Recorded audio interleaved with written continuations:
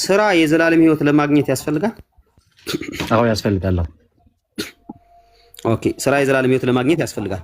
አዎ ኦኬ፣ እሱን ማስረጃ አለ አለኛው። እሺ፣ ጥቅስ ምዕራፍና ቁጥር ነገር በስራ የዘላለም ህይወት እንደምን? እሺ፣ ሮሜ ምዕራፍ 2 ቁጥር 6 እስከ 7 ላንብበው። ችግር የለውም። በቃ ሮሜ ምዕራፍ 2 ቁጥር ስለማውቀው እሱን በጥያቄ መልስላለሁ። ሮሜ ማለት ነው። ኦኬ፣ እሺ፣ ማቴዎስ ላይ ያለውን ማቴዎስ ላይ ቅድም የጠቀስከውን ጥቅስ ማቴዎስ 3:10 ላይ ጠቀስኩት። አዎ፣ አሁን ምሳር እሱን ያለውን ለነማን ለክርስቲያኖች ይመለከት ማለት ለማን ነው ይሄን የተናገረው? ማን ነው የተናገረው? ለማን ነው የተናገረው?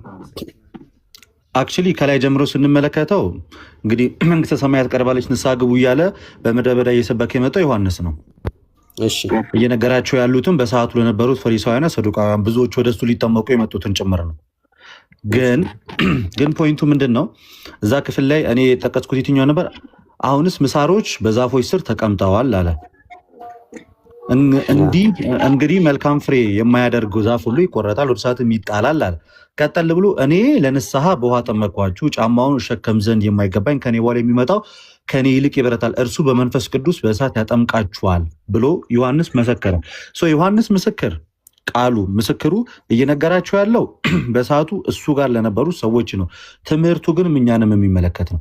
ከምን አንጻር ምን እያልኩ እንደሆነ ልደትሻ ምን እያልኩ እንደሆነ አንደርስታንድ እንድታደርገኝ፣ እነዚህ ሰዎች በክርስቶስ ኢየሱስ አምነው ግን እንዳትቆረጡ ስራ ያስፈልጋቸዋል የተባሉ ሰዎች ናቸው ወይስ ገና ክርስቶስ ኢየሱስ በራሱ ክርስቶስ ኢየሱስ ማን ይሁን ምን ይሁን እንኳን ገና ምንም የታወቀ ነገር የለም እኮ። አሁን እዚህ ጋር ንስሐ የተባለው መልካምን ስራን ስሩ ፍሬ የማያፈራ የተባለው ድነው አምነው ካመኑ በኋላ የሚጠበቅ መልካም ስራ ነው ወይስ አሁን እዚህ ጋር እመኑ ነው እየተባሉ ያሉት ምንድን ነው? ሁለቱንም ነገር ነው እያስቀመጠላቸዋል ዮሐንስ በአንድ ጊዜ። አይ ሁለቱንም ነገር አላስቀመጠም። አስቀምጧል። ምክንያቱም ሁለቱንም ነገር እንዴት ነው ያስቀመጠላቸው? ሙሌ ከላይ ላመኑ ነው ላመኑ አይደለም። አጭር ገና ማመን ደረጃ ላይ አልደረሱም። እዛ ጋር አልደረሰም። እሱ ግን ትምህርቱን አስቀምጧል በሁለቱም መንገድ። ችግር የለውም። ለማያምኑ ነው በቃ እኔ ከሚያምኑ ጋር። ስለዚህ ትምህርቱ ለማያምኑ እኮ ነው የሚሰጠው እኮ። ከዛ ተሰማና ትምህርቱን ታምናለህ እንጂማ ላመነ እኮ አይደለም ሁሉን ነገር የምትነግረው እኮ። ላላመነ ግን ሁሉንም ትምህርት ትሰጠዋለህ። ምን እያልኩ እንደሆነ አሁን እኛ ሰው ካመነ በኋላ ስራ ያስፈልገዋል ወይ አያስፈልገውም ነው ለድህነት። አሁን እሱ ነው እያልን ያለ ነው። እነዚህ ሰዎች ፍሬ አፍሩ የተባሉት አምነው ከዛ ፍሬ ቀርቷቸው አይደለም። በቃ ጨርሰናል፣ ችግር የለውም። ኦኬ፣ ሌላ ጥያቄ ልጠይቅህ። ድነናል እየዳንን ነው እንድናለን የሚለውን ትምህርት አሁን የጀመርነው አይደለም ብለሃል አይደል? መጽሐፍ ቅዱስ ላይ ከድሮም ጀምሮ ሐዋርያት ሲሰብኩት የመጡት ትምህርት አይደል? አይ አሁን እኛ ማለት አሁን አልጀመርንም ብለሃል። አሁን እዚህ ሚዲያ ላይ አይደለም የጀመርነው። ከመጽሐፍ ቅዱስ ትምህርት ጀምሮ የነበረ ትምህርት ነው። በቃ ቤተክርስቲያኒቱ ይሄንን ትምህርትን የነገረ ድነት ትምህርቴ ነው ብላ ድነናል እየዳንን እንድናለን ያለችበትን ማስረጃ ዶክሜንት አለ ልታሳይ የምትችለው? መጽሐፍ ቅዱስ የመጀመሪያው ማስረጃችን መጽሐፍ ቅዱስ ነው። ኦኬ፣ ይሄ ትምህርት ልናገራ ከጠይቀኛ ለምሳሌ ይኸውልህ ልደትዬ እንትን መጽሐፍ ቅዱስ ጥምቀት ያድናል የሚለው መጽሐፍ ቅዱስ አለ ብላችሁ ከዛ ጠቅሳችሁ ለምሳሌ አምስቱ አዕማደ ምስጢር ጠቅሳችሁ መጽሐፍ ቅዱስ ውስጥ ያለ ነው የምትሉት፣ ግን ጠቅሳችሁ አስቀምጣችኋል። በእነዚህ ነገር እንድናለን ብላችሁ አስቀምጣችኋል። ልክ እንደዛው አንዴ ስማኝ ልደትዬ፣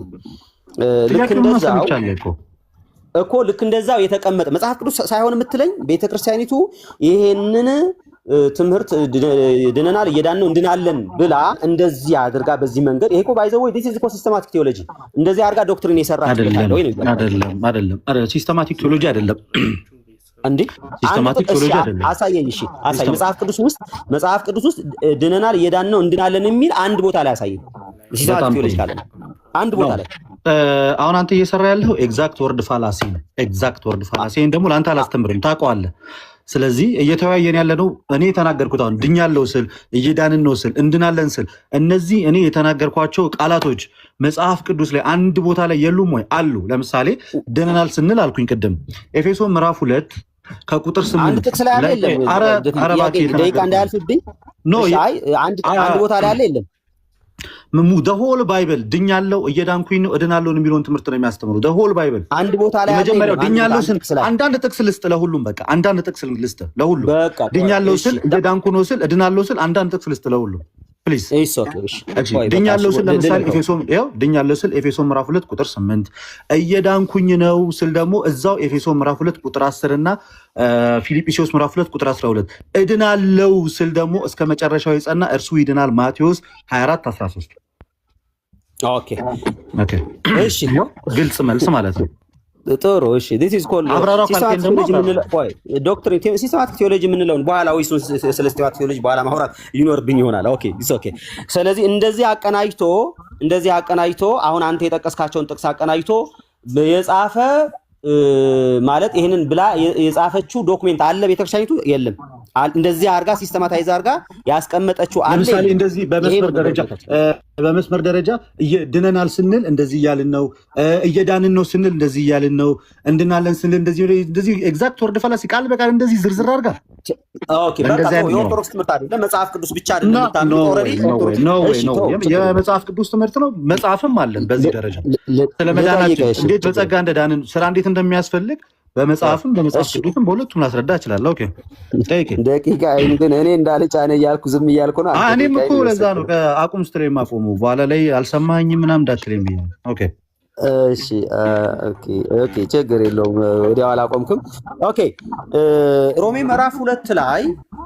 ለማን ነው እየተነገረ ያለው ሮሜ ምዕራፍ 2 ላይ ስለዚህ አንተ የምትፈርድ ሰው ወይ ሁሉ የምታመካኘው የለህም የተባለው ማን ነው ለክርስቲያኖች የተጻፈው ሮሜ ላይ ያሉ ክርስቲያኖች ለማን ነው የጠየቁት ስለዚህ አንተ የምትፈርድ ሰው ለክርስቲያኖች ሁሉ ማለት ነው ለክርስቲያኖች አዎ ለክርስቲያን ለአሕዛብም ማለት ነው ለክርስቲያን አሕዛብንም ያጠቃልላል አሕዛብ ስትል ምን እያልክ ነው ለምሳሌ ህዝብ እያልክ ነው ጀንታይል አሕዛብ ስልህ ከአሕዛብ ሆኖ ክርስቲያን ይሆኑ ከአሕዛብ ሆኖ ግን ክርስቲያን ይሆኑ ማለት ነው ከአሕዛብነት ወደ ክርስትና ለመጡ አዎ ይመለከታቸዋል ሲጀመር ለክርስቲያኖች ነው የተጻፈው ቴንክ ዩ ኦኬ በልጠኝ ከአሕዛብ ወደ ክርስትና ለመጡት ኦፍ ኮርስ እና ታዲያ ኦሬዲ ከዚህ በኋላ እኮ ክርስቲያን ከሆኑ በኋላ እኮ አሕዛብ ትላቸዋለህ እንዴ መልሰ ቴንክ ዩ አይ ጀንታይል ባክግራውንድ ነው እያልኳል ባክግራውንዳቸውማ እኮ አንዴ በክርስቶስ ኢየሱስ ከታደሱ በኋላ ምንም ባክግራውንድ የለም ቀጥታ ክርስቲያኖች ናቸው ከምንም ይምጡ ክርስቲያኖች ናቸው ኦኬ ወደ ጥያቄ ገባ እሱ አይደለም ጥያቄ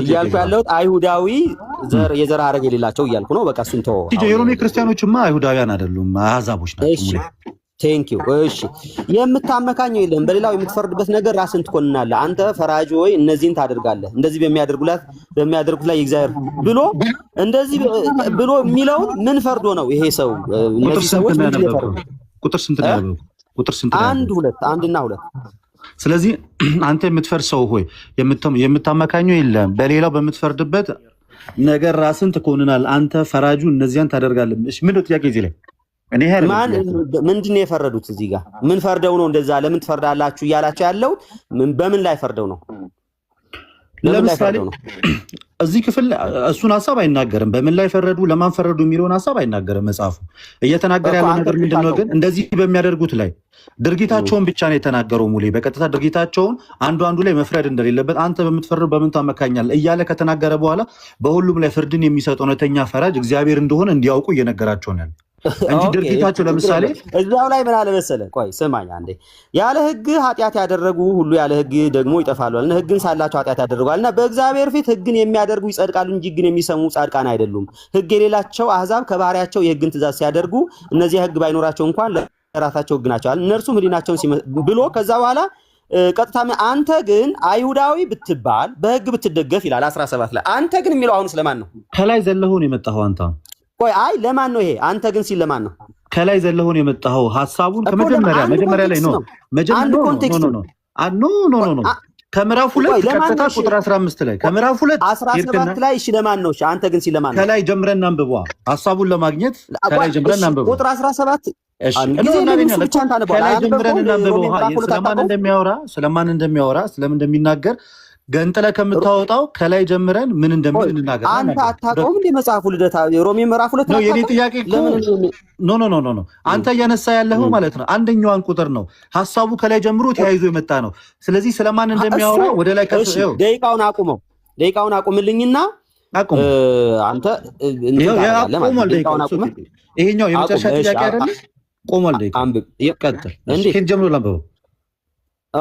አንተ ከፈለከው እንጂ አንተ ማንበብ ከፈለከው እርሱ ለእያንዳንዱ እንደ ስራ ያስረክበዋል አለ ጌታ ሐዋርያው ጳውሎስ። በበጎ ስራ በመንጻት ምስጋናና ክብር የማይጠፋን ሕይወት ለሚፈልጉ የዘላለም ሕይወት ይሰጣቸዋል።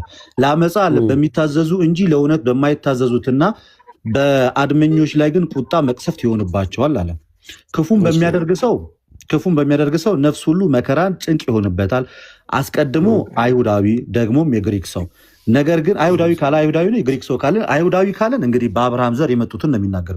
የግሪክ ሰው ብሎ ሲናገር የሚናገራቸው እነዚያ ሕግ የሌላቸው አስቀድሞ በአሕዛብ ዓለም ውስጥ የነበሩትን ሁለቱን ያነሳል። አስቀድሞ ለአይሁዳዊ ሲል እንግዲህ መጀመሪያ አስቀድሞ የምናውቀው እግዚአብሔርም የሚያውቀው ሕዝብ የነበረው አይሁዳዊውን ነው። ኦኬ እግዚአብሔር ለሰው ፊት አያዳላም። አይሁዳዊውን የግሪክ ሰውም ሁን ወደ ክርስትና ሕይወት ከመጣ በኋላ በየትኛውም መንገድ እግዚአብሔር ለማንም አያዳለም። ፍርዱ ቅን ነው። ቀጠል አለና ኦኬ ያለ ሕግ ኃጢአት ያደረጉ ሁሉ ያለ ሕግ ደግሞ ይጠፋሉ። ሕግ ሳይኖራቸው ለምሳሌ ያለ ሕግ የነበሩት የተባሉት እነማን ናቸው? ሕግን የማያውቁ የግሪክ ሰው ወይ ደግሞ ከአይሁድ ውጭ የሆኑት ሕግ አልነበራቸውም። ሕግ በሙሴ በኩል የተሰጠው ለአይሁዳውያን ነው ወይም ለእስራኤላውያን ነው። ስለዚህ ያለ ሕግ ያጠፉት ያለ ሕግ ይቀጣሉ ማለት ነው። ያለ ሕግ ኃጢአትን ያደረጉ ሁሉ ያለ ሕግ ደግሞ ይጠፋሉና ሕግ ስላላቸው ኃጢአት ያደረጉ ሁሉ ደግሞ በሕግ ይፈረድባቸዋል። ያ ማለት አትግደል ተብሎ የገደለ ስለዚህ ሕግ እያለው ነው ሕግን ያጠፋው በሕጉ በኩል ይዳኛል። ይሄ አይሁዳውያንን ይመለከታል ማለት ነው። ሕግ የሌላቸው አሕዛብ አለ። ሕግ የሌላቸው አሕዛብ ከባህሪያቸው የሕግን ትእዛዝ ሲያደርጉ እነዚህ ሕግ ባይኖራቸውስ እንኳን ለራሳቸው ሕግ ናቸውና እነዚህ ምን እያለ ነው? አሕዛብ ሆነው ሕግ የላቸውም። ነገር ግን በራሳቸው ማለት ሕግ የተጻፈ ሕግ ኖሯቸው ሳይሆን ምን ብሎ እነዚያ ሕግን ባይኖራቸውም እንኳን ሕግን ያደረጉ ማለት መልካም ነገርን ያደረጉ ወይም በመጥፎ ነገር ውስጥ ያልተገኙ ሕግ እኮ የላቸውም እኮ። ይሄ ጥሩ ይሁን የመጥፎን ግን አልለዩም። እንዲያው ከባህሪያቸው ከራሳቸው ተነስተው ማለት ነው ያደረጉት ነገር መልካም ስለራሳቸው ለራሳቸው ሕግ ናቸው ያላቸው ክፉና ደግ ተብሎ ልክ በሙሴ በኩል ለእስራኤላውያን ሳይሰጣቸው ነገር ግን በራሳቸው በልቦናቸው ብቻ ልክ ነው ብለው አውቀው ያደረጉትን እነዛ ለራሳቸው ናቸው አለ። እነሱን አይሁዳውያንን ሳይሆን አሕዛብን መሰከረ። ኦኬ ቁጥር 15 እነርሱም ሕሊናቸው ሲመሰክርላቸው ጥሩ ይሁን መጥፎ የመሰከረላቸው ሕሊናቸው ነው። ሰው ሕሊናው ይመሰክርለታል። የሚያደርገው ነገር መጥፎ ይሁን የሚያደርገው ነገር ጥሩ ይሁን ሕግ ተጽፎ እንኳን ባይሰጠው ባይሃርት ሕሊናው በጎ ይሁን መጥፎ ሕሊናው ይመሰክርለታል። እነሱ ሕሊናቸው ይመሰክርላቸዋል የተባሉት አሕዛቦች ናቸው። አሕዛቦች ናቸው ስል አሕዛቦች የነበሩ ኦልሬዲ የሮሜ ክርስቲያኖችን ነው እየነገራቸው ያለ። ከዛ እነርሱ ሕሊናቸው ሲመሰክርላቸው ሀሳባቸውም እርስ በርሳቸው ሲካሰስ ወይም ሲያማካኝ በልባቸው የተጻፈው የሕግ ስራ ያሳያል። ወይም በእኛ ቤተክርስቲያን ሕገ ልቦና የምንለው ማለት ነው። ሰው በልቡ የተጻፈ ነገር ሳይኖረው ልቡን ተከትሎ ሕሊናው መስክሮለት ይሄ መጥፎ ነው ይሄ ልክ ነው ካለ ይሄ በሕገ ልቦና ተዳኘን ላለ። ይህም እግዚአብሔር በኢየሱስ ክርስቶስ እኔ በወንጌል እንዳስተማርኩ በሰው ዘንድ የተሰወረውን በሚፈርድበት ቀን ይሆናል። አንተ ግን አይሁዳዊ ብትባል አለ በሕግም ብትደገፍ በእግዚአብሔር ብትመካ። አንተ ግን አይሁዳዊ ነው እያወራ ያለው እዚህ ጋር። ኦኬ እዚህ ጋር አንተ ግን ያለውና ቁጥር 1 ላይ አንተ ግን አንተ ተብሎ የተባለው ሁለት አንተ የተለያዩ አንተ ናቸው ወይስ አንድ አይነት አንተ ነው? አንተ የምትፈርድ ሰው ሲል ሁሉንም ሰው ነው፣ የተለየ ነው። አንተ አይሁዳዊ ሙሌ ልመልስልህ። አንተ አይሁዳዊ ሲል ኦልሬዲ ስፔሲፊክ አድርጎታል፣ ግልጽ ነው። ለአይሁዳዊ ሰው እያወራ ነው። አንተ የምትፈርድ ሰው ሲል ግን ስለ ሰው ሁሉ እያወራ ነው እንጂ ስፔሲፊክ ወይ ስለ አይሁዳዊ ለብቻ ወይ ስለ አሕዛብ ብቻ እየነጠለ ሳይሆን ሰው ስለተባለ ሁሉ እያወራ ነው ያለው እዛ ክፍል ላይ ሰው ሁሉ ስለተናገረ። አሕዛብ ክርስቲያኖች ምንድን ነው የሚፈርዱት? ሮሜ መቼስ ለምን እንደተጻፈ ታውቃለህ ብዬ አስባለሁ። ሮሜ ከአሕዛብነት ወደ ክርስትና የመጡ ናቸው። ጳውሎስ ደግሞ ስለ አይሁዳውያንም ሕግ እያስተማራቸው ናቸው። ምክንያቱም አይሁዳውያን ሕግን የተቀበሉ ስለሆነ ከአሕዛብነት ወደ ክርስትና የመጡት ላይ ታውቃለህ ምን አይነት ጫና እንደሚፈጥሩባቸው። ለግለኛ የተሰጠው ምናምን የሆነ እግዚአብሔር ለእነሱ በጣም የሚያዳላ አድርገው ነው ለሌሎቹ የሚያወሩት ግን ብሎ ነገር የለም። በክርስቶስ ኢየሱስ ሁሉም እኩል ናቸው። ኤፌሶን ላይ ተናገሩ ማለት ነው። በአይሁዳዊ ላይ በምን ይፈርዳሉ እያልኩ ነው። አሁን አይሁዱስ በምን እንደሚፈርድ በኋላ አሳያለሁ። አሕዛቡ ግን በአይሁድ ላይ በምን ይፈርዳል? ምኑ ላይ ይፈርዳል? በመመካታቸው ግልጽ አድርጎ አላስቀመጠውም። በዚህ ይፈርድባቸዋል ብሎ ቅድምም ተናግሬያለሁ። ከላይ ግልጽ አድርጎ በዚህ ይፈርድባቸዋል፣ በዚህ ይኮንኗቸዋል ብሎ ግልጽ አድርጎ አላስቀመጠም ክፍሉ። ግን አንዱ በአንዱ ላይ መፍረድ እንደሌለበት ሁሉም በክርስቶስ ኢየሱስ እኩል እንደሆኑ ፈራጅ ዳኛ እግዚአብሔር እንደሆነ ግን አስረግጦ ይናገራል። ክፍል ኮንቴክስት ተናገራለ በምን እንደሚፈርድ እሱ ህግ አለኝ እያለ መገረዝ አለኝ እያለ አብርሃም አለው ተናግሯል። ህግ አለው በህግ ይዳኛል። ህግ የሌላቸው ግን ራሳቸው ይዳኛል። ኦኬ የኔ ጥያቄ ምን እንደሆነ ታውቃለህ? ለምሳሌ እዚህ ጋር እየፈረደባቸው ያለው እነሱ ህግ የሌላቸው ምን አልክ? ደቂቃ ግን አልተስቋል። አይ ደቂቃ አልቋል። ሙሌ ወደ ጥያቄ ልመለስ። ጨምረህ ነው ጠቅልላ አድርገውና ሙሌ ነው ሲሳይ ሙሌ 10 ደቂቃ ነው ሙሌ ያነበበበትን ጨምረህ ነው ያብራራበትን። ኢትስ ኦኬ ሙሌ አሁን እንዲናርግ ኤክስትራ ሰዓት ወስደን አይደል አስቆመን እያወራን ያለ ነው እኮ።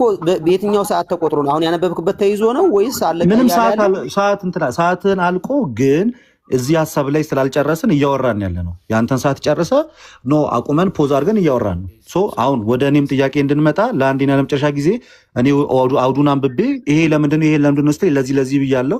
ፋይናሊ እችኛዋን አልነካልኝም የምትለኝን አንሳትና እሷ ላይ አውርተን ደግሞ ወደ እኔ ጥያቄ እንመለስ። ኦኬ እሺ፣ አንድ ሌላ የመጨረሻ ጥያቄ ልጠይቅህ። እሺ የመጨረሻ ጥያቄ ልጠይቅህ። ኤፌሶን ላይ መዳንን ያለ ስራ እንደሚገኝ ይናገራል አይናገርም? ይናገራል። ኤፌሶን 2:8 ክሊርሊ ያለ ስራ ማለት ነው። ያለ ስራ ግልጽ እኮ ነው ቃሉ። ቴንክ ዩ ጨርሻለሁ። ቴንክ ዩ ሙሌ። እሺ ዋት አ ናይስ ዲስከሽን ባይ ዘ ወይ ከረጅም ጊዜ በኋላ ደቂቃ አስቀምጥልኝ ሲስ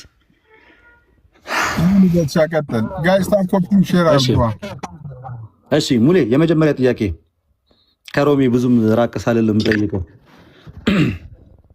የሰው ልጅ ሮሚ ምዕራፍ 8 ከቁጥር 17 ላይ ጥቅሱን ከፈለክ ልታወጣልኝ ትችላለህ። እኔም ላነብልህ እችላለሁ። እሺ እንደዚህ ይላል ቁጥር 17 ላይ እሺ ልጆች ከሆንን ወራሾች ደግሞ ነን አለ። ማለት የእግዚአብሔር ወራሾች ነን አለ። አብረን ደግሞ እንድንከብር አብረን መከራ ብንቀበል ከክርስቶስ ጋር አብረን ወራሾች ነን አለ። የሶርኑ ነው የምጠይቅ። ሰው ከክርስቶስ ጋር መከራን አብሮ ቢቀበል ወራሽ ነው አይደለም? ግልጽ ነው። ወራሽ ነው። ወራሽ የሚሆነው ልጅ ስለሆነ ነው። ግን አብሮ መክበር ጋር የተገናኘ ነው። እሱ ደግሞ ምን ማለት ነው? ዲፋይን አድርግላለሁ። አብረን እንድንከብር አብረን መከራ አብረን አብሮ ደግሞ መክበርን በተመለከተ ስለ መክበር ብቻ አይደለም ያወራው። መክበርን እሱን ምን ማለት ነው? ዲፋይን አደርጋለሁ። ጥያቄውን አላጠናከርኩም። እሺ እንድንከብር ብቻ ብሎ አይደለም ያውቀው። አብረን ደግሞ እንድንከብር አብረን መከራ ብንቀበል ይላል። አብሮ መክበርንም አብሮ መከራ መቀበልንም ነጣጥሎን ያስቀመጣቸው። ብንቀበል ከክርስቶስ ጋር ወራሾች ነን ይላል። ስለዚህ ሰው መከራን መቀበል ከክርስቶስ ጋር ወራሽ ያደርጋል አያደርግም? አይ በዛ መንገድ አንተ በተረጎምክበት መንገድ ያደርጋል ወይስ እያለ እንደሆነ ግን መጽሐፉ ላብራራ። ወደ ሁለተኛው አንተ ባልከው መንገድ አይደለም፣ ችግር የለውም። ወደ ሁለተኛው ጥያቄ ልሂድ። እሺ ሁላችን በክርስቶስ ኢየሱስ የፍርድ ወንበር ፊት እንደምንገለጥ ታምናለህ? ኦፍ ኮርስ ሁላችን ማለት አማኞች ማለት ነው። ሁላችን በክርስቶስ በጎ እንዳደረገ ክፉ። ለምንድን ነው በክርስቶስ የፍርድ ወንበር ፊት የምንገለጠው? በጣም ቆንጆ። ይሄ እንግዲህ እኛ በማሴት ብለን እንለዋለን። ይሄ ጀጅመንት ኦፍ ክራይስት ማለት ነው። የክርስቶስ ኢየሱስ ፍርድ ወንበር ፊት ነው። ያመኑ ሰዎች አክሊላቸውን የሚቀበሉበት ፍርድ እንደሆነ እናምናለን። ይሄ የነጩ ዙፋን ፍርድ ነው ብለን አናምንም፣ እንደ እኛ ወንጌል አማኞች ማለት ነው። ስለዚህ አማኞች በጎ እንዳደረገ መልካም ሁሉ እንደ ስራው ሊረከብ ይላል። ስለዚህ እንደ በጎ ያደረገው መልካም የኔ ጥያቄ ሙሌ ለአማኞች ነው ብላል አይደለ? እሺ ለአማኞች ነው ብላል። ጥቅሱ ክፉ ያደረጉት አማኞች ምንድነው የሚቀበሉት? ኦኬ አዎ፣ ይሄንን እንግዲህ እዛው ቆሮንቶስ ላይ ሐዋርያው ጳውሎስ እንዳደረገ ክፉ ያደረጉት ምንድነው የሚቀበሉት? እንደ ብልሃተኛ ናጽ መሰረት ሙሌ ቅድም ይኸውልህ የአማኞቹን አክሊል ሊቀበሉ አልከኝ፣ ሽልማት በጎ የሆኑትን ማለት ነው ሽልማት። እነዛ ሀሳብ መልካም ሆነ ክፉ ያደረገ ይላል። መልካምም ቢሆን ክፉ ያደረጉት ምንድን ነው የሚቀበሉት? ክፉ ያደረጉት አማኞች ምንድን ነው የሚቀበሉት? የኔ ነው የተቋረጠው። ደቂቃውን ሲስ ፕሊዝ አመጣለሁ። እሺ ሙሌ ቀጥል። ክፉ ያደረጉት ምንድን ነው የሚቀበሉት? እኔ ቀጥታ ብቻ መልስልኝ። ክፉ ያደረጉት ሙሌ ሲስ ደቂቃውን ታስጨምርልኛለህ። 7:31 ላይ ተቋርጦበታል ይመስለኛል። ስለዚህ እኔ ጥያቄ እዚህ ጋር መልካም ያደረጉት እንግዲህ ሽልማትን አክሊልም ብሏል። ሲጀመር ለአማኞች ነው ብሏል። ኦኬ ክፉ ያደረጉትስ ምንድን ነው የሚቀበሉት? ቆይ ሙሌ ይመለስ 7 ሰዓት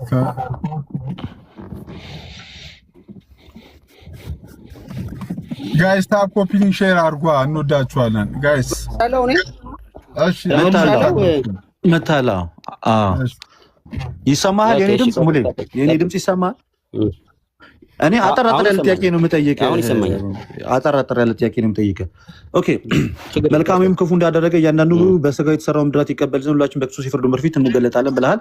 መልካም ያደረጉት ኦኬ ሽልማት ነው ካለ ክፉ ያደረጉ አማኞች ምንድን ነው የሚቀበሉት? እኮ እሱን ልነግርህ ነው። ምንድነው የሚለው በመጽሐፍ ቅዱስ ጠቅሼ ነው የምነግርህ ምን እንደሚሆን ማለት ነው። አንደኛ ቆሮንቶስ ምዕራፍ 3 ላይ ቅድም የነገርኩን ነገር እኔ እንደ ምልሃተኛ ናጺ መሰረቱን ምዕራፍ 5 ላይ እያንዳንዱ እንዲያንቅ ልዛው ይጠንቅ።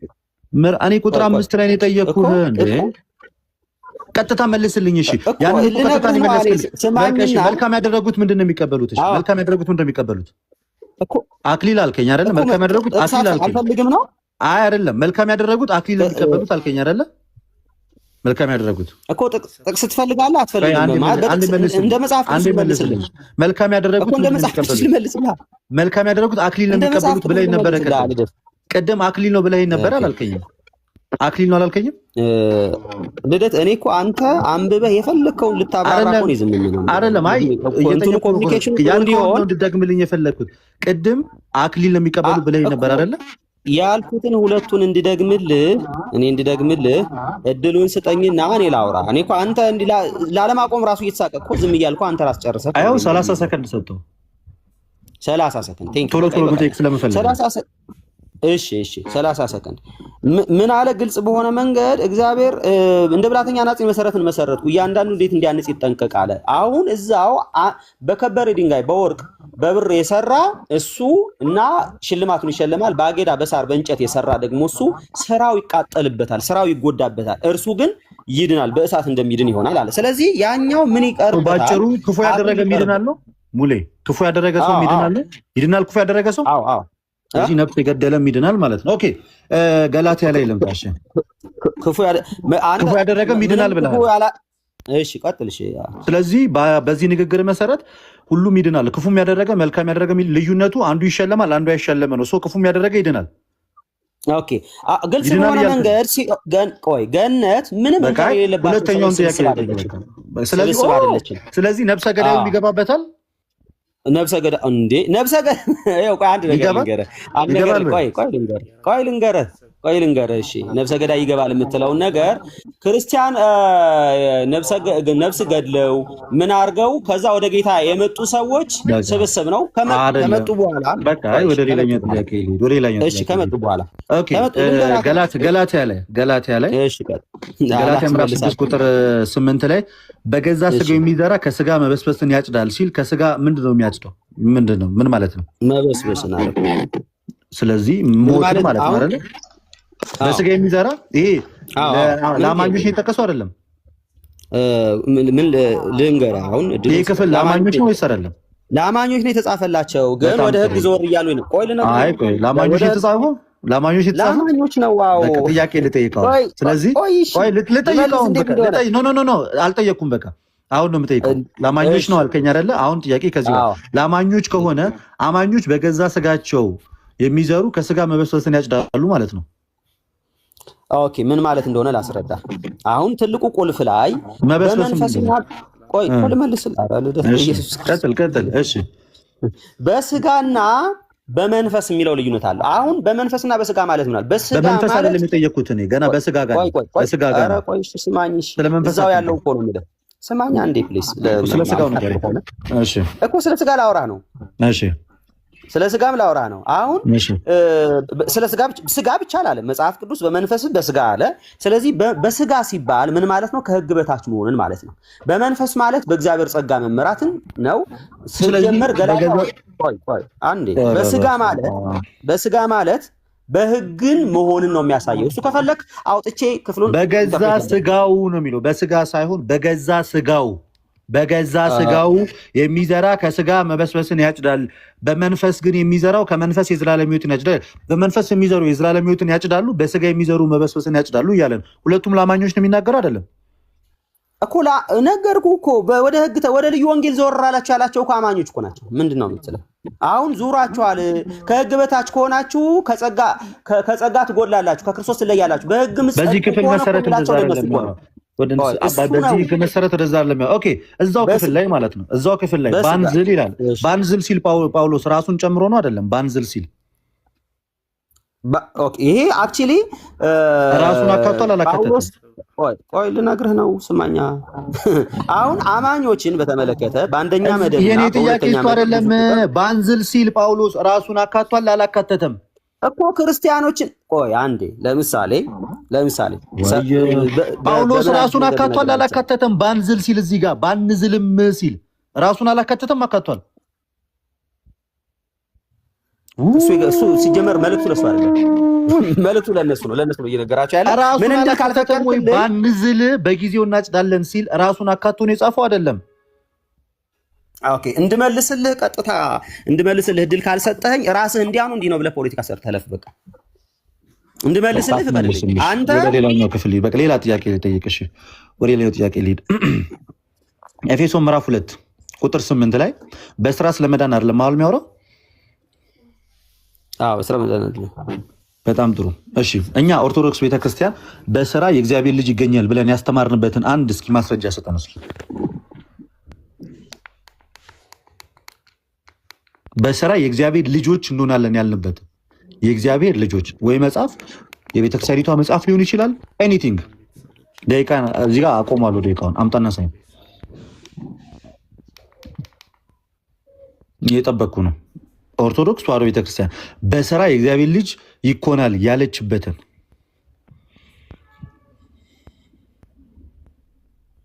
ሲስ ደቂቃውን ታስቆመዋለህ። 1 ደቂቃ ከ50 ላይ ነበረ። ጥያቄውን እንዳትረሱ። ኦርቶዶክስ ቤተክርስቲያን በስራ የእግዚአብሔር ልጅ ይኮናል ብላ ያስተማረችበትን ነው የምለው። በስራ የእግዚአብሔር ልጅ ኦርቶዶክስ ቤተክርስቲያን።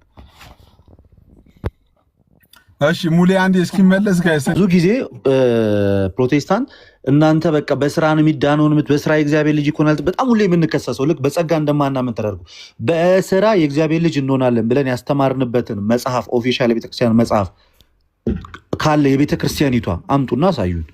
ያላልነውን ስለሆነ ሁሌ የምንባለው ያልበለዚያ ከ20 ሚሊዮን በላይ የሆነ አንተ ዝም በላይ ገባም በምን እንደሚዳን የጻፋችሁበት ነገር አለ። ልደት ሲሳይ አስወጣው በእናትህ ግንፍል የተዋዮች አንድ ጣልቃ አትግቡ። እነሱ ናቸው እና በጸጋ ነው ወይ ብላችሁ የምታምኑት ገና ዛሬ ነው የምትሰሙት። እና እስከ ዛሬ በጣም በተደጋጋሚ ከምንተችበት ጥያቄዎች እናንተ በስራ የእግዚአብሔር ልጅ ይኮናል የቱ ጋር ነው ያለው? እንደዚህ በላይ ኦርቶዶክስ መጠየቅ ያለው የቱ ጋር ነው እንደዛ ያለው ነው? የቱ ጋር ነው እንደዛ ያስተማር? የቱ ጋር ነው እንደዛ ካላልን ማለት ነው ከ5 ሚሊዮን በላይ የሆነ ጴንጤ ዋሽቷል ማለት ነው።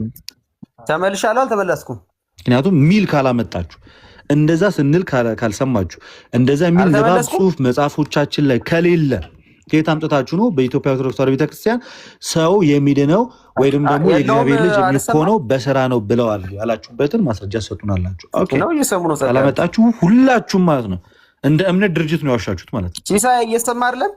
አይ ስዌር ቱ ጋድ እንደ ቻሌንጅ ነው። ከዛ ነው የመጀመሪያው ነገር አረጋሽ ከባድ ቻሌንጅ ነው የመጣው።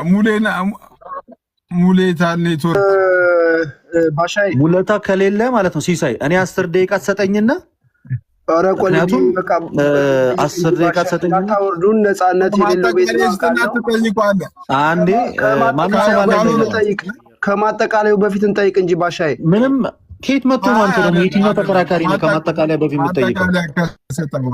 ስለዚህ እኔ አሁን ደቂቃዬን አስቀምጥልኝ። አንድ ሙሌ እኮ አለ ከታል ኔትወርክ ይዞት ነው። ሙሌ ተመልሰሃል? አዎ ተመልሻል። ኔትወርክ ወደ ውጭ ወጥቼ ነው ቤት ሁኜ ስለነበረ እምቢ አለኝ ወደ ውጭ። ኦኬ ሲስ ቀደም ልክ ሮሜን እንዳብራራ ነው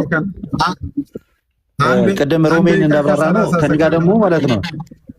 ኦኬ ሙሌ እሺ አለው ኦኬ እኛ የኦርቶዶክስ ተዋሕዶ ቤተክርስቲያን የእግዚአብሔር ልጅነት በስራ ይገኛል ብለን ያስተማርንበትን መጽሐፍ ወይ ደግሞ ትምህርት አምጥተህ ታሳይ ትችላለህ? ስለ ድህነትን በስራ የዘላለም ሕይወት እናገኛለን ነው። የእግዚአብሔር ልጅነትን ነው። የእግዚአብሔር ልጅ ስፔሲፊክ አድርገን እንጠይቅ ሙሉ ፕሊዝ። የእግዚአብሔር ልጅ ለመሆን ስራ ያስፈልጋል ብለን ያስተማርንበት መጽሐፍ ወይ ሌላ ነገር ካልታሰይ ይችላል። መዳን የዘላለም ሕይወት ማግኘት ከእግዚአብሔር ልጅነት የተነጠለ ነው። የእግዚአብሔር ልጅ መሆንን በስራ ነው የምናገኘው ብለን ያስተማርንበት ትምህርት አለ። this is called exact word fallacy ማለት ነው። አሁን የዘላለም ሕይወት ወደ ሌላኛው ጥያቄ የተለየ ነው ወይ ነው? ወደ ሌላኛው የዘላለም ሕይወት ከእግዚአብሔር ልጅ የተለየ ሆነ ነው። ወደ ሌላኛው ቀጥታ የእግዚአብሔር ልጅ ለመሆን ስራ ያስፈልጋል አላለም። ቴንክ ዩ። የያዕቆብ መልእክት ላይ ነው የምንሄደው። የያዕቆብ መልእክት የተለየ ነው። የእግዚአብሔር ልጅ ከዘላለም ሕይወት የተለየ ነው። ሙሌ ለምን ነው የምትረብሸው? አሁን ጥሩ ተወያይተህ ነው መረበሽ። የያዕቆብ መልእክት ወስዳ አንተ እኮ 10 ደቂቃ እኮ ፈልገህ እኮ ነው ጨምሬልህ እኮ ነው ፈቅጄ ጨምሬልህ ነው። የያዕቆብ መልእክት ምዕራፍ 2 የያዕቆብ መልእክት ቀጥል። እኔ አሁን ለምክንያት በማይመች ሁኔታ ነው በፈለከው መንገድ ጥያቄ እንድጠይቅ ከስራ የተለየ እምነት የሞተ ነው አይደለም? የሞተ ነው። አክቹሊ ግልጽ ነው። ስለዚህ እምነቱ እንዳይሞት ስራ ያስፈልጋል አያስፈልግም? እምነቱ እንዳይሞት ስራ ያስፈልጋል የሚል ነገር የለም። እምነቱ ያው ከሆነ ስራ መኖር አለበት። እምነት እንዳይሞት ስራ ያስፈልጋል አያስፈልግም? እምነት እንዳይሞት ስራ ያስፈልጋል አያስፈልግም? እምነት እንዳይሞት ስራ ያስፈልግም አያስፈልግም? ይኸው ደግሜ ልንገር አያስፈልግም። ስለዚህ እምነት ሲጀመር ያው የሆነ አይሞት አልጨረስኩኝ። ስለዚህ እምነት እንዳይሞት ስራ ካላስፈለገ እዚህ ክፍል ላይ ደግሞ እምነት ያለ ስራ የሞተ ነው። ስለዚህ የአንተ እምነት የሞተ ነው ማለት ነው ስራ ስለሌለው። አይ አላል ማን አለ? ያዕቆብ አንተን እምነት የሞተ ነው ያለ ነው። የኔማ ያው ስለሆነ አያስፈልግም አልካለበት። አንተ አያስፈልግም ማለት ያዕቆብ ያስፈልጋል አለ። ያዕቆብ እምነት ያለ ስራ የሞተ ነው አለ። አምጣና እምነት እንዳይሞት ስራ ያስፈልጋል ያለበትን አምጣና ሳይ። አንተ እኮ ነው የመሰከርከው እኮ አንተ ነው የመሰከርከው። ምን አልኩኝ? ስራ የሌለው የሞተ ነው አይደለም አልኩኝ። ከስራ የተለየ እምነት የሞተ ነው አይደለም? ከስራ የተለየ እምነት የሞተ ነው አይደለም እኮ። ምን እያልኩ እንደሆነ ላሳይህ። አይ መጀመሪያ ቃል በቃል መልስልኝ። ከስራ የተለየ እምነት እሱ እኮ መጽሐፉ እኮ አለ እኮ። ከስራ የተለየ እምነት እንደሆነ ላሳይህ። ስለዚህ እኮ አይ ኖ አንዴ አዳምጠኛ አለ በስማ ደረበማ ታው ከስራ የተለየ እምነት የሞተ ነው ወይንስ አይደለም? ነገርኩህ እኮ ነው እኮ አልኩህ። ጳውሎስ በጣም ጥሩ የሞተ ከሆነ አንድ አማኝ እምነቱ እንዳይሞት ስራ ያስፈልጋል ያስፈልጋል አላለም። እሱ ዳስ ዩር ኢንተርፕሪቴሽን ባይዘው የኔ ጥያቄ እኮ ነው። ያስፈልጋል ያስፈልጋል እሱ ነው ያስፈልጋል አይደለም? ስለዚህ ከስራ የተለየ እምነት የሞተ ነው ማለት ምን ማለት ነው? እምነት ሲጀመር አይሞትም አልኩህ። ከስራ እንዳይሞት የሚያደርገው ስራው ነው አይደለም? ምን እኮ ልነግርህ ነው አይደለም? ጳውሎስ ስላልሞተ ነው ስራ ያዕቆብ እያለ ያለው ግን እሱን ነው። አስረዳኝ አላለም። አሳየኝ አላለም። ኦኬ በጣም ቆንጆ። ስለዚህ ግልጽ በሆነ መንገድ እኔ ያዕቆብ እየተናገረ ያለው እምነትህ ያው ከሆነ አሳየኝ ነው ያለው። እሱም ሊወቀው አለ እንጂ አሳየኝ። ጥቅሱን እያነበብክ ከሰደ ነገር እሺ ላውጣና ላምጥልህ። ልክ እኔ ቅድም ባደረኩት ማለት ነው። በጣም ጥሩ። እሱ በጣም ያስማማናል። ስልኩን ላንሳና ላብራራልህ ማለት ነው። ከፈለክ እኔም ላነብልህ እችላለሁ ነው ወይ? አነባዋለሁ፣ ችግር የለም። ስልኩ ስላለ መጽሐፍ ስላለ እኔ አነባዋለሁ። እያነበብኩ አብራራልሃለሁ።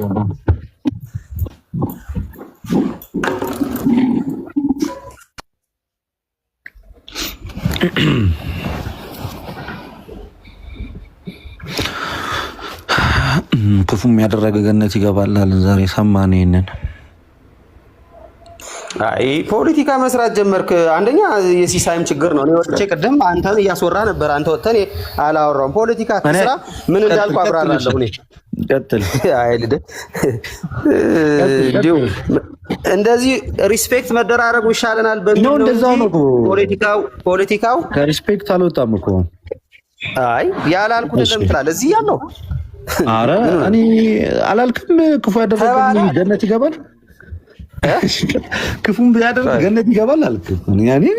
አንተ ላልከው እኔ ልሰማ አላልኩም። ቆይ ችግር የለውም።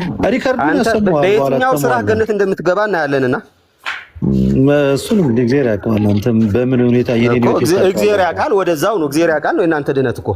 እና ታዲያ ሁሉን አዋቂ ወደ ሆነ ወደ እግዚአብሔር ነው የምንመሰክረው። እና ለአንተ እኛ በእግዚአብሔር ብቻ እናንተ እንደምትሄዱ አታውቁም። እግዚአብሔር ግን ያውቃል። ወደ ትምህርት እግዚአብሔር ያውቃል ብለህ እንደምንሄድ አናውቅም። አይ ጴንጤ ይልሽ እኮ አልክ እኮ አሁን እግዚአብሔር ወደ ትምህርቱ እግዚአብሔርን እያልኩ ወዴት እንደምሄድ አላውቅም። ታውቃለህ አንተ የት እንደምትሄድ ወደ ጥቅሱ ግባ። ወደ ጥቅሱ እኔ አውቃለሁ ካልከኝ ዛሬ ነው የምትወገዘው። ወደ እግዚአብሔር መንግስት፣ ወደ ክርስቶስ ኢየሱስ መንግስት ነው የምገባው። ቀጥል። ወደ ትምህርት በስራ እሺ፣ ጥሩ ለውጥ ነው። እሺ ወደ ትምህርቱ አባባ። እሺ ልደትዬ ላውራ። ይኸው የላነብ እኮ ነው እኔ ላነብ ስል ወደ ትምህርቱ ትለኛለህ። ምን ይላል መሰለህ? ከቁጥር ስንት ነው የምታነበው? ኦኬ ምን ይላል መሰለህ? ከቁጥር 16 ጀምሮ ከእናንተ አንዱ ነው። ከቁጥር 17 ማለት ስራ የሌለው እንደዛም ስራ የሌለው እምነት ቢኖር በራሱ የሞተ ነው ከሚለው ሊጀምር። ምን አለ?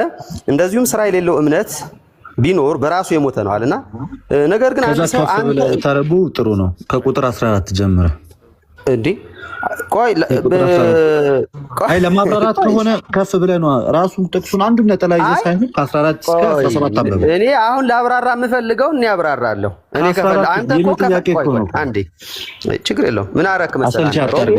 ከፈለከው ቆይ፣ ኧረ በፈጣሪ ምን ሆነ ነው እንዴ አንተ ሮሜ? ከፈለከው ጀምረህ አንብበህ አብራራ አልኩህ። ከፈለከው ጀምረህ አብራራ። በቃ አሁን እኔ ትክክል ካልሆንኩ መደምደም ላይ ይሄ ነገር ማብራራት ነበረበት ብለህ ትቀጥላለህ አንተ።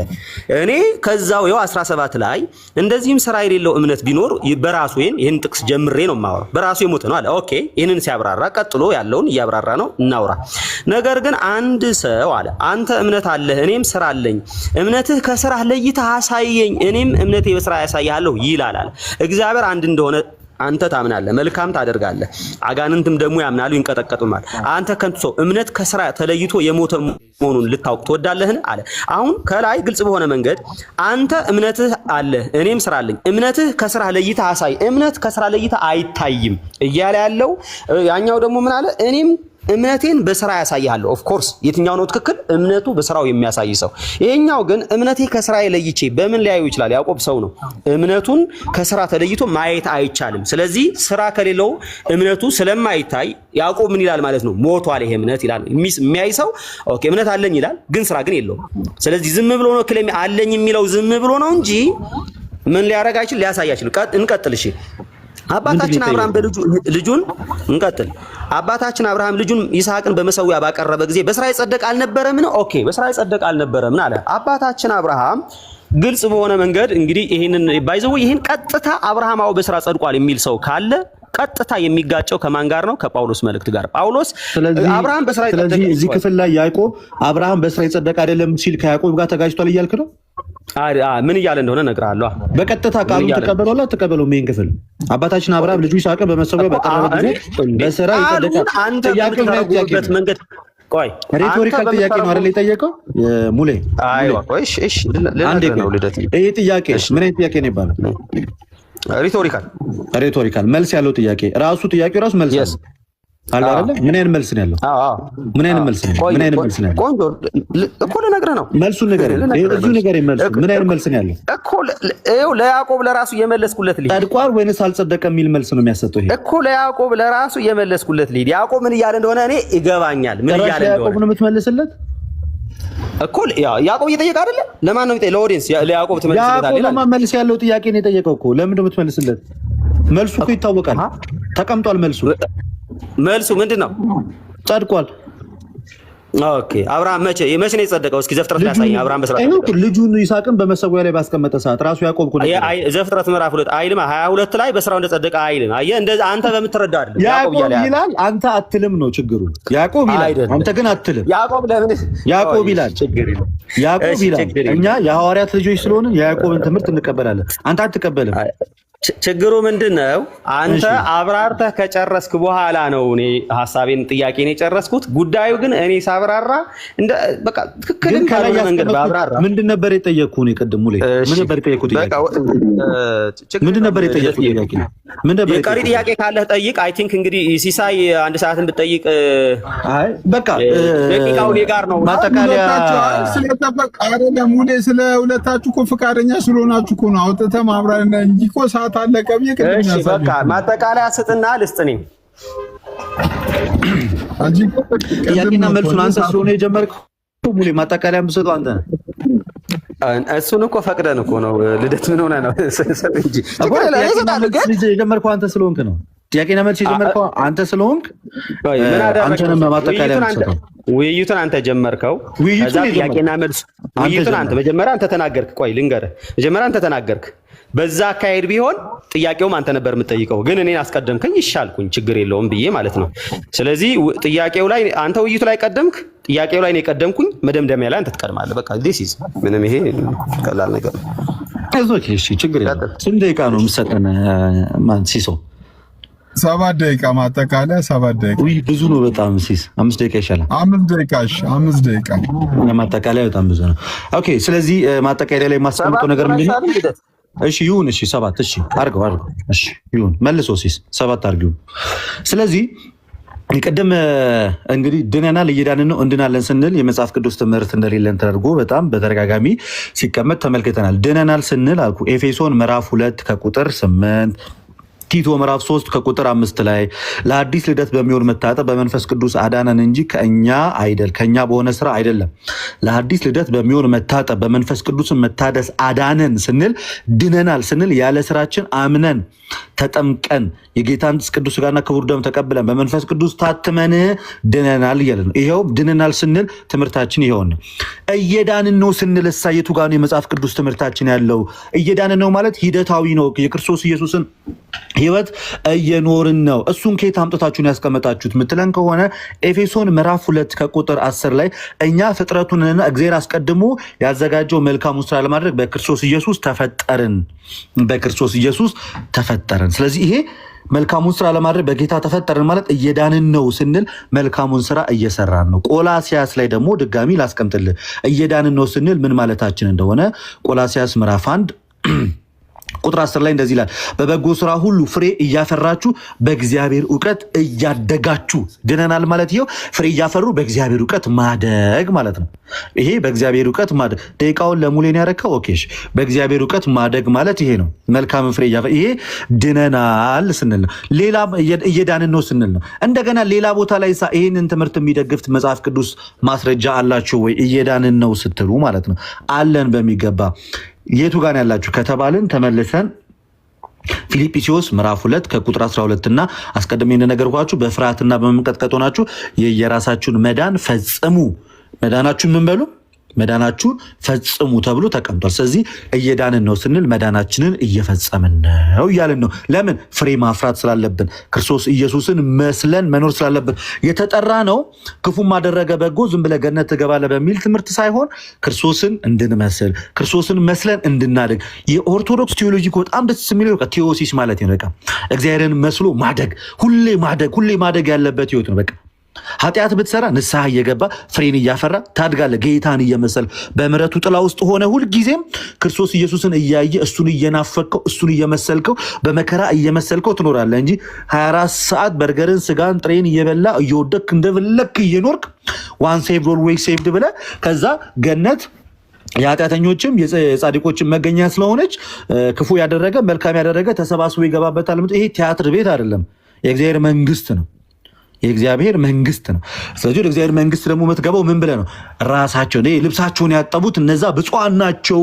የመጨረሻውን እራት ከማን ጋር? ከጌታ ጋር የሚካፈሉት ልብሳቸውን ያጠቡት ብፁዓን ናቸው። ስለዚህ ልብስህን ሳታጥብ በቆሻሻ ልብስ ሰርግ ቤት ብትመጣ ማንም እንደማያስገባ ሁሉ ንስሐ የሌለው ህይወት ፍሬ ሳታፈራ ብትመጣ ወደ ውጭ ትጣላለህ እንጂ ተግበስብሰህ የምትገባበት ምናልባት ኃጢአተኛውም ጻድቁ የሚገባበት እሱ ምናልባት ትምህርት ቤት ሊሆን ይችላል እንጂ የእግዚአብሔር መንግስት ሊሆን አይችልም። የእግዚአብሔር መንግስት ስል ማለት ነው የዘላለም ህይወት የምናገኝ አግኝተን የምንገባባትን ክርስቶስ ሲመጣ የሚሰጠንን። ግን በህይወት እስካለ ድረስ ቆሻሻ ሆነ ወደ ቤተክርስቲያን ብትመጣ ቤተክርስቲያን ደግሞ ታነጻለች ማለት ነው። በክርስቶስ ኢየሱስ ቅዱስ ሥጋና ክቡር ደም። ኦኬ። ስለዚህ እየዳንን ነው ስንል ክርስቶስን በመምሰል ህይወት እያደግን ነው እያለን። ሌላኛው ሰው እንድናለን ስንል ግን ምን እያልን ነው? ማቴዎስ እንግዲህ ግልጽ አድርጎ ያስቀምጥልናል። ደቂቃ ስላለኝ ልናገር። ማቴዎስ ምዕራፍ 24 ቁጥር 13 ላይ ደግሞ እንደዚህ ይላል፣ እስከ መጨረሻ የሚጸና እርሱ ግን ይድናል። ይሄ አየህ፣ ወደፊት በሆነ መንገድ ተደርጎ ነው የተቀመጠው። እስከ መጨረሻ ይጸና ምን ይላል? እርሱ ይድናል። ይህን ተስፋችንን ደግሞ የሰጠን ማን ነው ስንል ጌታ ኢየሱስ ክርስቶስ በዮሐንስ ወንጌል ምዕራፍ 14 ላይ እንደዚህ ብሎ ይናገራል። ልባችሁ አይታወክ ክርስቲያኖች፣ ዝም ብላችሁ መዳናችሁን ብቻ ፈጽሙ፣ በእግዚአብሔር እመኑ፣ በእኔም ደግሞ እመኑ። በአባቴ ቤት ብዙ መኖሪያ አለ። እንግዲያስ ባይሆን ባልኋችሁ ነበር፣ ስፍራ አዘጋጅላችሁ ዘንድ እሄዳለሁና። ከዛስ ሄጄም ስፍራ አዘጋጅላችኋለሁ እኔ ባለሁበት እናንተ ደግሞ እንድትሆኑ ሁለተኛ እመጣለሁ ወደ እኔም እወስዳችኋለሁ ወደምሄድበትም ታውቃላችሁ መንገዱንም ታውቃላችሁ እኛ ወደምንሄድበት እናውቃለን አም ሶሪ ጋይስ ዝም ብላችሁ ባቷሹ ጥሩ ነው የምንሄደው ወደ ጌታ ያገኘነው ጌታም የሚወስድን ወደ አባቱ የምንኖረውም ለዘላለም ከጌታ ጋር ይህን ሊመሰክር የሚችል ኦርቶዶክስ ነው በቃ በሚገባ አሁን ሌሎቹም የምንጠይቃቸው ወዴት ነው የምትሄዱት ስንል አይ ለተመረጡት ብቻ ወደ ሞተው ጌታ አይ ለዓለም ሁሉ ብቻ ወደ ሞተው ጌታ ከማርያም ስጋ ያልነሳው ጋር ነው የምትሄዱት ከማርያም ስጋ የነሳው ጋር ነው የምትሄዱት ለዓለም ሁሉ ወደ ሞተው ነው የምትሄዱት ለዓለም ሁሉ ወደ አልሞተው ነው የምትሄዱት ወዴትኛው እንደምትሄዱም እናንተ አታውቅም እኛ ግን ከዘላለሙ ከአብ የተወለደ በስጋ ከድንግል ማርያም የተወለደ አንድ ባህሪ አንድ አካል ወደ ሆነው ወደ ክርስቶስ ኢየሱስ እንሄዳለን ምክንያቱም ጌታ ምን እንዳለ ጋይዘ እኔ መንገድም እውነትም እኔ ነኝ እንዳለ ስለዚህ ኢየሱስ እኔ መንገድም እውነትም ህይወትም ነኝ በእኔ በቀር ወደ አብ የሚመጣ የለም ስለዚህ ህይወት የሚሆነውን ክርስቶስ ኢየሱስን ይዘናል የምንሄደው ወደ እግዚአብሔር ነው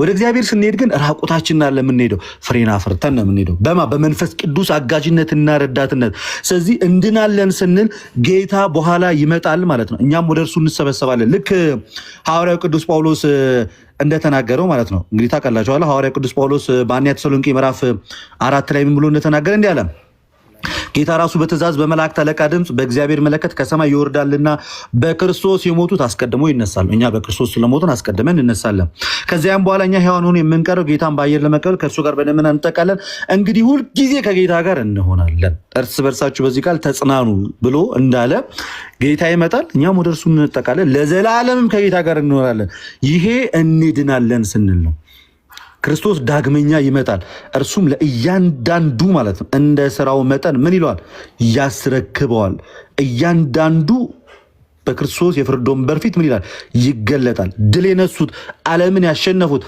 ክርስቶስን መስለው የኖሩት እነሱ ከክርስቶስ ኢየሱስ ጋር ምን ይላሉ ለዘላለም ከእርሱ ጋር ምን ይላሉ ይኖራሉ ልክ እነሆ በቶሎ እመጣለሁ እንዳለ ዮሐንስ ራእይ ምዕራፍ 22 ቁጥር 7 ላይ ምን ብሎ የተናገረ እነሆ በቶሎ እመጣለሁ የዚህን መጽሐፍ ትንቢት ቃል የሚጠብቅ ብፁዕ ነው አለ ብሎ እንደተናገረ ክርስቶስ ኢየሱስ እነሆ በቶሎ ይመጣል ስለዚህ አመፀኛውም ወደፊት ያምፅ አለ እርኩሱም ወደፊት ይርከስ ጻድቁም ወደፊት ይጽደቅ ጽድቅን ያደርግ ቅዱሱም ወደፊት ይቀደስ ነው በቶሎ እመጣለሁ ለእያንዳንዱ እንደ ሥራው መጠን ከፍሎ ዘንድ ዋጋዬ ከኔ ጋር አለ አልፋና ኦሜጋ ፊተኛውና ኋለኛው መጀመሪያውም መጨረሻውም እኔ ነኝ ስለዚህ ክርስቶስ ኢየሱስ ይመጣል እኛም ወደ እርሱ እንሰበሰባለን ይሄ ምን የሚለው ትምህርታችን ነው እንድናለን እንደዛ ለማድረግሳ በኃጢአት የወደቅን ሰዎች ካለን ንስሐ ገብተን ክርስቶስ ኢየሱስ እንደተናገረ አንደኛ ዮሐንስ መልእክት ምዕራፍ 1 ቁጥር 7 ላይ የልጁ የኢየሱስ ክርስቶስ ደም ከኃጢአት ሁሉ ያነጻል ተባለ ከኃጢአት ነጽተን ጠብቀን ሙሽራ ሆነን ክርስቶስን እናገኘዋለን ማለት ለዚያ ጊዜ ክርስቶስ ሁላችንም ያውቃል አሜን እሺ ልደትሻ ሰዓትን ጨርሳል ቴንኪው ሙሌ ቀጥለው 7 ደቂቃ ሙሌ አለ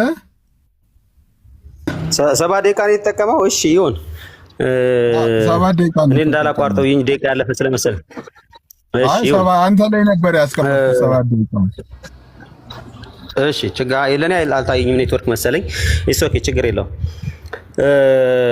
ለማንኛውም እቺ ምርጫ ቀስቀሳ ደስ ብላኛለች ባይዘወይ ይሄ ምርጫ ቀስቀሳ ነው የሚባለው እንጂ ይሄንን ትምህርት ቢኖር እኔ ነገ እሁድ ላይ እንዳስላሴ ሄጄ አስቀድስ ነበር እዚህ ሽረ እንዳስላሴ ሄጄ አስቀድስ ነበር ማለት እንዲህ የሚባል ትምህርት በኢትዮጵያ ኦርቶዶክስ ተዋሕዶ ቤተክርስቲያን የለም ይሄ ቲክቶክ ላይ ያሉ ሰዎች እዚህ ጋር ያሉ ወንጌላውያን አማኞችን የኦርቶዶክስን ትምህርት በስርዓት የማያውቁ ሰዎችን ለማታለልና ለመውሰድ እንጂ ይሄ ትክክለኛ ትምህርት አይደለም አባቶች የነሱ ፖዚሽን ያላቸው አስተማሪዎቻቸው ገነት በር ቁመህ እንኳን የት ነው የምትሄደው ብትባል አላውቅም በል ተብለው የሚነገሩ አሁን ግን ወደ ጌታ እንሄዳለን መዝሙራቸው የሚናገረው ከመዝሙር እንግዲህ ቴዎሎጂ ይቀዳል ብለዋል ትላንትና መዝሙራቸው ራሱ አቤት የዛን ጊዜ ክርስቶስ ሲመጣ ትልቁም ትንሹ መድረሻውን ሲያጣ ተብሎ መድረሻውን ነው የሚያጣው የት እንደሚገባ እንኳን ትልቁም ትንሹም ክርስቶስ ሲመጣ እንጨነቃለን ያስጨንቀናል ነው ወንጌላዊ አማኞች ኢየሱስ ክርስቶስ ተስፋችን ነው ሲመጣ ኢየሱስ ክርስቶስ ህይወታችን የሆነውን ክርስቶስ ሲገለጥ በክብር እንገለጣለን እንላለን እነሱ ግን መድረሻችን እናጣለን ይላሉ ይጨነቃሉ ኢየሱስ ቢመጣ ቢባል አንድ ኦርቶዶክሳዊ እሰይ እልልል ይምጣ አይልም ማለት ነው። ስለዚህ የኢትዮጵያ ኦርቶዶክስ ተዋሕዶ ቤተክርስቲያን ነገረ ድህነት ትምህርትን ከስራ ተለይቶ አይምን ይሄ በእምነት ይዳናል። ለመጀመሪያ ለመዳን ለመወለድ ስራ አያስፈልግም ይሄ ምንድነው እዚህ ጋር ያለው ፕሮፓጋንዳ ወይም ፖለቲክስ ነው፣ የቲክቶክ ፖለቲክስ እንጂ ቤተክርስቲያኒቱ ላይ እንደዚህ አታምንም ማለት። ስለዚህ ቤተክርስቲያኒቱ ግልጽ የሆነ የነገረ ድህነት ትምህርትም የላትም ማለት። ያመነ ትላለች፣ ከዛ አክቹአሊ አያምንም ህፃኑ 40 ቀን 80 ቀን ነው። ከዛ የተጠመቀ ትላለች፣ ኦኬ ተጠመቀ ዳነ፣ አይ አልዳንም፣ ልጅ ሆነ አሁንም አልሆነም፣ ገና መንፈስ ቅዱስ መቀበል አለበት በሜሮን። ከዛስ በኋላ በሜሮን ከጨረሰ አልጨረሰም፣ አሁንም ስጋው ደግሞ ወሰድ አለበት። እሺ አሁንስ ጨረሰ፣ ስጋው ደግሞ ወስዶ አልጨረሰም፣ አሁንም መልካም ስራ መስራት አለበት። መልካም ስራ ሰርቶስ ጨረሰ፣ አይ የቅዱሳን አማላጅነት ተራዳኢነት የቅዱሳን እርዳታ ያስፈልገዋል። ይሄ ሁሉ ሆኖስ አይ በቃ ከሞተስ ኖ አሁንም ገና ነው። ምን ያደርገዋል? ፍትሃት ያስፈልገዋል። ስለዚህ በኢትዮጵያ ኦርቶዶክስ ተዋሕዶ ቤተክርስቲያን ማንም ሰው ቄስ ይሁን ጳጳስ ከሞተ በኋላ ማንም ሰው በሃይማኖት ያለ ሰው ሞተ ተብሎ የት እንደሄደ አይታወቅም። ሲኦል ሂዶ ሊሆን ስለሚችል ፍታት ይደረግለታል ማለት። መቼስ ገነት ለገባ ሰው ፍታት አያስፈልገው። ስለዚህ ሙቶ እንኳን እርግጠኛ አትሆንም የት እንደሚሄድ የሚታወቅ ነገር የለም። የት ትሄዳለህ የሚለው እዚህ ቲክቶክ ላይ ነው እንጂ ባይዘወይ አሁን ያው እንግዲህ ልደትና አንዳንድ ሰዎች ከኛ እየወሰዱ በጣም ግርም በሚል ሁኔታ እኛ ወደ ጌታ ነው ምን ሄደው ይላል ነው ወደ ጌታ ነው ምን ሄደው የሚል ትምህርት ቢኖር እኔ ወደ ቤተክርስቲያኔ እመለሳለሁ፣ ወደ አባትና እናቴ ሃይማኖት እመለሳለሁ። ግልጽ በሆነ መንገድ በቃ የዘላለም ህይወት አለህ አንተ የዘላለም ህይወትን እንዳታጣ ግን ስራ እሱ እንዲሁ እንደዛ ቢሆን ምንም ችግር አልነበረውም።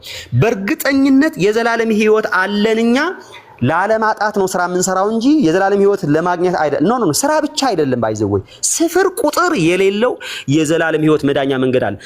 የኢትዮጵያ ኦርቶዶክስ ተዋሕዶ ቤተክርስቲያን ድነናል፣ እንድናለን፣ እየዳን ነው፣ እንድናለን የሚል ትምህርትም አርቲኩሌት የሆነ ሲስተማታይዝ ተደርጎ ዶክትሪን ተቀምጦ ልክ እንደ አምስቱ አዕማደ ምስጢር እንደ ሰባቱ ምስጢራት ቤተክርስቲያን የተቀመጠ ነገር እዚህ ፈበረኳት ማለት ነው፣ ፈበረኳት። ስለዚህ ግልጽ በሆነ መንገድ ምንድነው እያልን ያለ ነው? እዚህ ጋር ያላችሁ ወንጌላውያን አማኞች እኛ የኢትዮጵያ ኦርቶዶክስ ተዋሕዶ ቤተክርስቲያን ስለምናቃት እንዳትሸወዱ። እንደዚህ የሚል መሬት ላይ እንደዚህ የሚል ትምህርት የለም። እንዳትሸወዱ። መሬት ላይ ችግር ድነሃል፣ የዘላለም ህይወት አግኝተሃል፣ ኢኒሻል ሳልቬሽን ተወልደሃል ከእግዚአብሔር፣ አሁን የእግዚአብሔር ልጅ ነህ፣ ልጅ ኮንክ ወራሽ ነህ የሚባል ትምህርት የለም። ስለዚህ እዚህ ጋር እነሱ የሚቀሰቅሱት ኦልሬዲ ትምህርቱን ለማያውቁ ለወንጌላውያን አማኞች ኦሆ እንደዚህ ከሆነማ ምናምን ብለው በልብ ውስጥ የሆነ ነገር ለማስቀመጥ ነው። እንደዛ የሚባል ትምህርት የለም ማለት ነው። ስለዚህ ግልጽ በሆነ መንገድ የኛ ትምህርት ንጥር ያለ ግልጥ ያለ ድነት በእግዚአብሔር ጸጋ ነው። ያ የእግዚአብሔር ጸጋ ድነት በክርስቶስ ኢየሱስ በማመን በእምነት በኩል እንቀበለዋለን። እፎ ያረፍን በቃ አለቀ። ስለዚህ የዘላለም ህይወት አለን። አዎ ታዲያ መልካም ስራ ደግሞ የምንሰራው በጸጋው ነው። ያዳንን ጸጋ ያሰራናል። ሰው በጸጋ ይድናል። እውነት ነው፣ ምንም ጥያቄ የለውም። ሰዎችን ሁሉ የሚያድን የእግዚአብሔር ጸጋ ተገልጧል። በዛ ጸጋሳ ዓለማዊ ምኞት ኃጢአተኝነትን እየካድን የተባረከው ተስፋችን የታላቁ የአምላካችን የጌታችን የኢየሱስ ክርስቶስን ክብር መገለጥ እየጠበቅን ራሳችን በመግዛት በጽድቅ እግዚአብሔር በመምሰል እንድንኖር ያስተምረናል። ስለዚህ ጸጋው ምን ያደርጋል ማለት ነው? ጸጋው ያድናል፣ ጸጋው ያኖራል። ሃሌሉያ! እንኳን ክርስቲያን ሆንኩኝ ባይዘው አሁን ነው እንኳን ክርስቲያን ሆንኩኝ ዝማሬ ማለት እንኳን ወንጌላዊ አማኝ ሆንኩኝ። ስለዚህ ሰው በምን ይድናል? በጸጋ ይድናል። ሰው በምን ይኖራል? በጸጋ ይኖራል። ክብር ለእግዚአብሔር ይሁን። ስለዚህ ሰው ኦልሬዲ በእግዚአብሔር አሰራር ይድናል። ከዛ ደግሞ አሁንም ይኸው እንግዲህ ድነታችንን እንፈጽማለን ተብሎ ፊልጵስዩስ ምዕራፍ 2 ላይ የተጠቀሰው ጥቅስ ምንድነው ያለው? እዛው ፊልጵስዩስ ምዕራፍ 2 ላይ ግልጽ በሆነ መንገድ ቁጥር 13 ላይ መፈለግንም ማድረግንም በእናንተ ውስጥ የሚሰራው እግዚአብሔር ነው አለ። እግዚአብሔር ነው ያንን ነገር በእኛ ውስጥ የሚሰራው። ስለዚህ እያንዳንዱን ነገር የምናደርገው ከእግዚአብሔር ጸጋ አንጻር ነው ማለት ነው። ስለዚህ የምናደርገው ነገር በሙሉ ከማን አንጻር ነው? ከእግዚአብሔር ጸጋ አንጻር። እግዚአብሔር ያድናል። ሃሌሉያ! በጸጋው በኩል ያድናል። በጸጋው ደግሞ በቅድስና እንድንኖር ያደርጋል ማለት። ስለዚህ እግዚአብሔር ጽድቅ ሰጥቶናል። የተቀበልነው ጽድቅ ደግሞ እኛ እንኖረዋለን። እግዚአብሔር ቀድሶናል። ያ የተቀበልነውን ቅድስና ደግሞ እንኖረዋለን። ስለዚህ እኛ እንዲህ እናምናለን። እንዴት ነው የምናምነው? በጌታ በኢየሱስ ክርስቶስ በኩል ድነን የዘላለም ህይወት አግኝተናል፣ ጸድቀናል፣ ተቀድሰናል።